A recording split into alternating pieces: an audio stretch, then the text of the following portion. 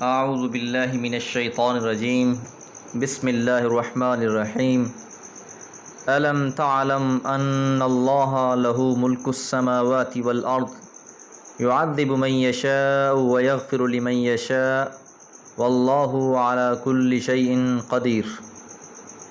سورۃ المائدہ آیت نمبر 40۔ آیت نمبر 38 میں ہم نے یہ بات جانی کہ اللہ تعالیٰ نے یہ حکم ارشاد فرمایا کہ السارق والسارقۃ فاقطعوا ایدیہما، کہ چوری کرنے والا چاہے مرد ہے چاہے عورت ہے اس کے ہاتھ کاٹ دیے جائیں۔ اور یہ کیوں؟ جزاء بما کسبا، یہ بدلہ ہوگا جو انہوں نے اعمال کیے۔ اور پھر آیت نمبر 39 میں اللہ نے فرمایا کہ فمن تاب من بعد ظلمہ، پس جس نے توبہ کی تو اللہ تعالیٰ ایسے شخص کو اللہ تعالیٰ بخش دیں گے، معاف فرما دیں گے۔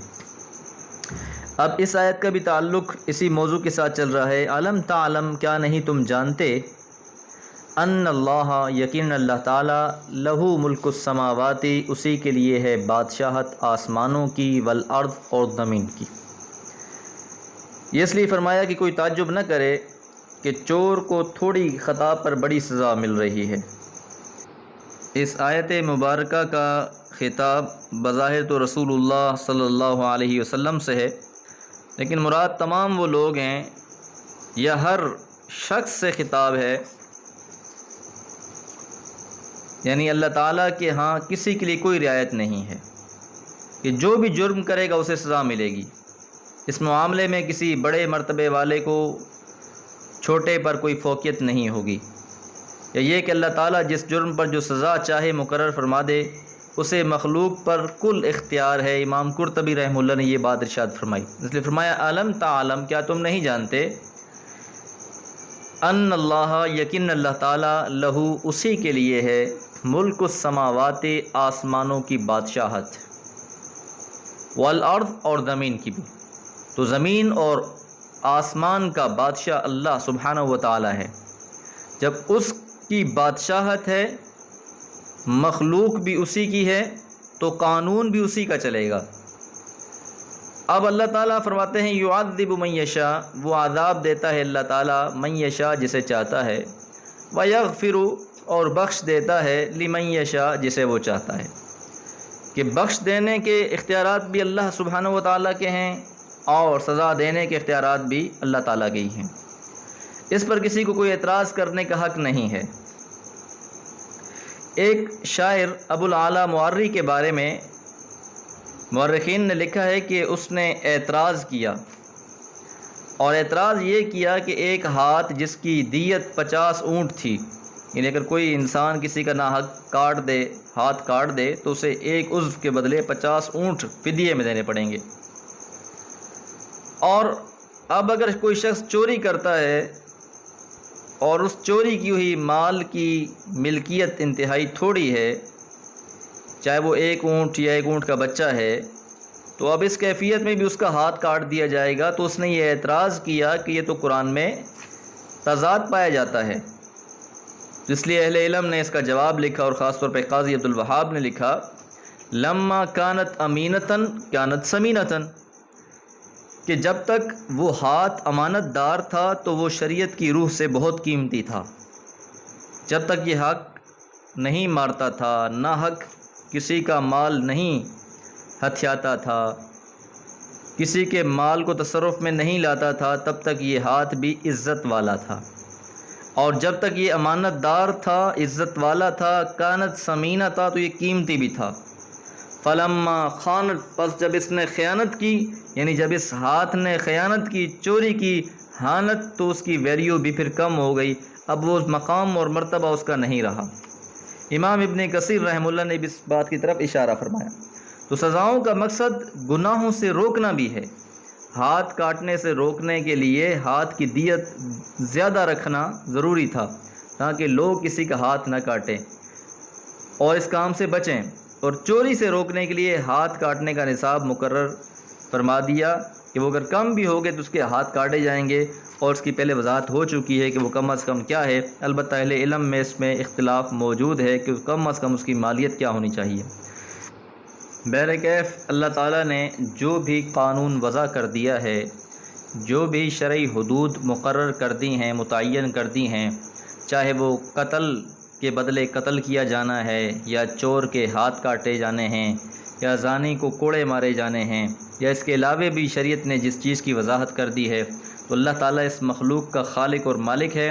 وہ بہتر جانتا ہے کہ کون سے قوانین اس قوم کے لیے، اس انسانوں کے لیے بہتر ہیں، کن قوانین کے ذریعے امن کو لایا جا سکتا ہے۔ تو بہرحال خالق بھی وہی ہے، مالک بھی وہی ہے، اور قانون بھی اسی کا ہے۔ واللہ، اور اللہ تعالیٰ اعلیٰ کل شیء، ہر چیز پر قدیر، قدرت رکھنے والے ہیں۔ اللہ تعالیٰ کی قدرت ہر چیز پر غالب ہے۔ اللہ سے دعا ہے اللہ تعالیٰ اپنی حکمتوں کو سمجھنے کی توفیق عطا فرمائے۔ وما علیہ الا البلاغ۔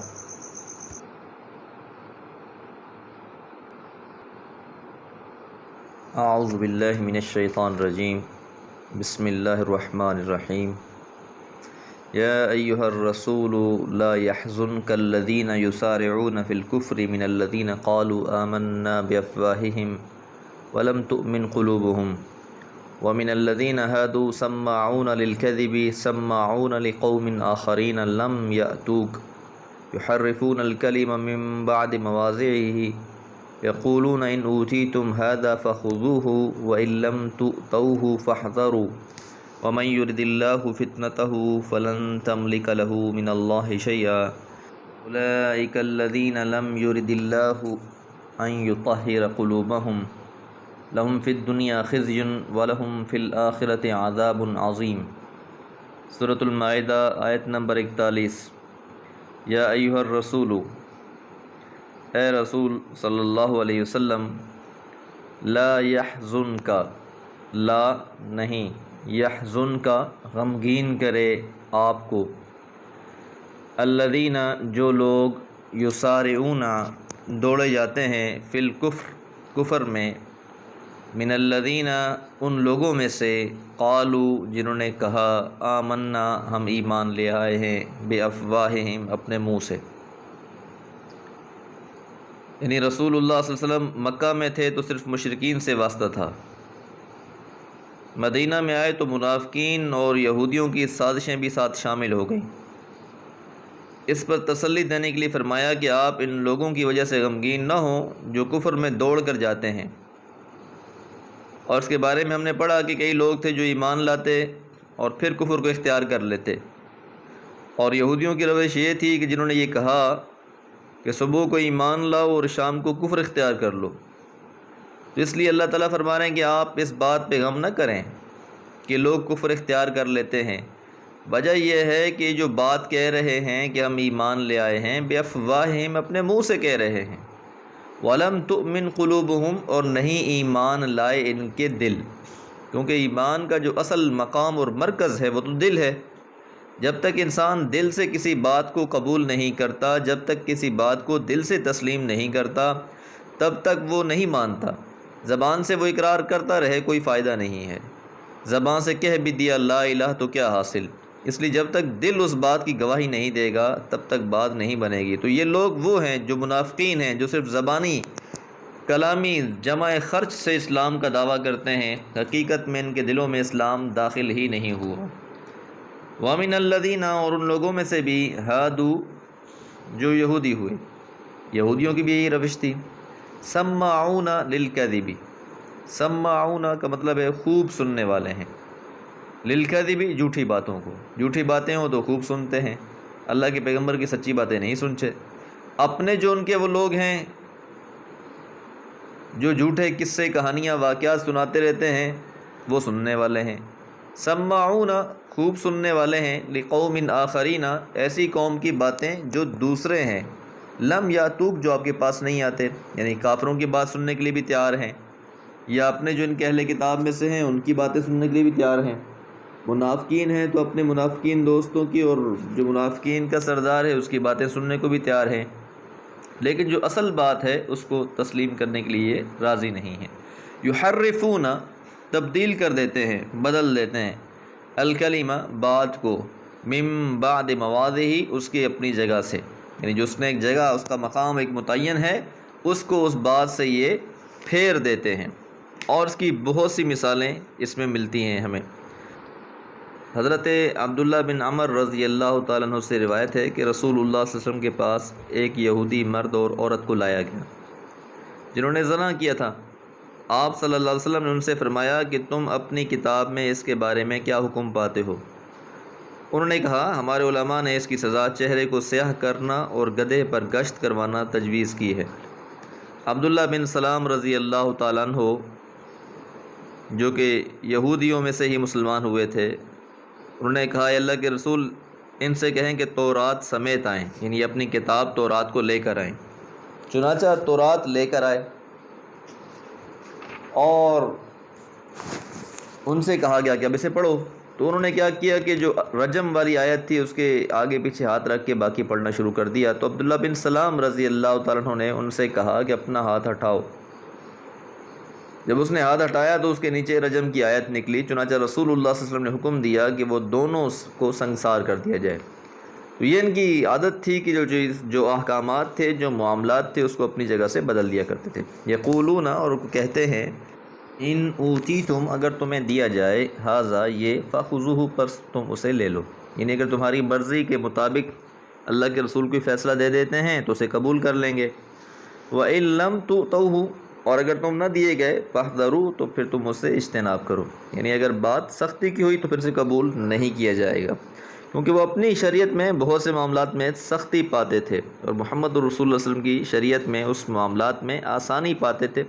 تو یہ اس لیے کئی فیصلے لے کر اللہ کے رسول کے پاس آ جاتے تاکہ آپ اس کے بارے میں کوئی اپنی شریعت کے مطابق فیصلہ کر دیں اور ان کو آسانی ہو جائے، تو اس لیے یہ روش اختیار کرتے۔ وَمَن يُرِدِ اللَّهُ، اور اللہ چاہے جس شخص کے لیے فطرتہ، اس کی آزمائش، یعنی اللہ تعالیٰ کسی کو آزمائش میں مبتلا کرنا چاہے، فلن تملکا، پس ہرگز نہیں آپ مالک، لہو، اس شخص کے لیے، من اللہ شیئا، اللہ سے کچھ بھی، یعنی پھر آپ کا اختیار نہیں ہے، پھر اللہ تعالیٰ کی ہی مرضی ہے۔ اولئک الذین، یہی وہ لوگ ہیں، لم یرد اللہ، نہیں چاہا اللہ تعالیٰ نے، ان یطہر، کہ پاک کرے، قلوبہم، ان کے دلوں کو، کیونکہ مرکز دل ہے، اور دل اگر انسان کا پاک ہو جاتا ہے تو پھر باقی معاملات بھی اس کے درست ہو جاتے ہیں، اور اگر انسان کے دل میں ہی پاکیزگی نہیں آئی، دل میں ہی نفاق بھرا ہوا ہے، دل میں ہی حسد اور بغض بھرا ہوا ہے، تو پھر اس کا علاج نہیں ہے۔ لہم، ان کے لیے، فی الدنیا، دنیا کی زندگی میں، خزی، رسوائی ہے، ولہم، اور ان کے لیے، فی الآخرۃ، آخرت میں بھی، عذاب عظیم، عذاب ہے بہت بڑا۔